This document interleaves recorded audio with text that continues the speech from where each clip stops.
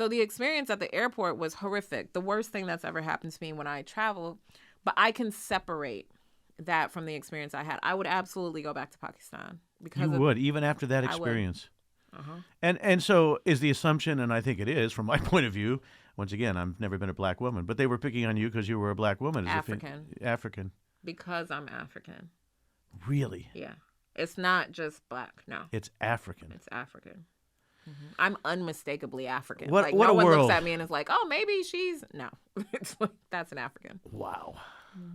So you're always having to deal with that when you go into a country such as this.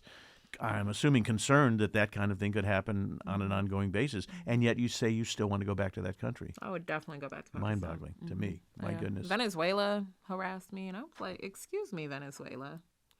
Wow. No one's trying to stay here because it was crazy. Because I mean, they were difficult. I struggled to get in. I was using my Ugandan passport because Americans obviously couldn't go to Venezuela, No. and like getting in was annoying, but not that bad. Getting out was harder. And I'm just like, I am leaving. And I was going to Paris and I was using my American passport. And I'm just like, guys, I'm leaving. What do you want from me? I've already been stamped in your country.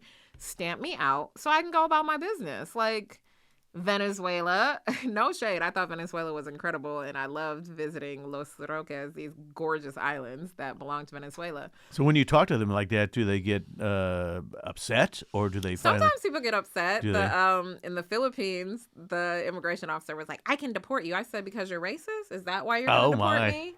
And I mean, granted, like I recognize there's some power that I have because I am an American citizen, and I'm like, oh, I pray my government comes to get me when I'm in some prison. But I'm like, I do it so they don't do it to other people, because I have just a strong personality and I'm incredibly resilient, and I do it so they don't treat other people like that. Like, when I went to the Philippines, I was particularly mad because other people with American passports were being stamped in super, super quick. And I'm like, I too am an American, but I wasn't receiving that same courtesy. Same with Algeria. I stand up for myself. I'm not just like, okay, I'm going to respect you because you're an authority. Listen. I'm like, this is racist and you're crazy and I don't have to deal with this. And so if you want to fight, we're going to fight.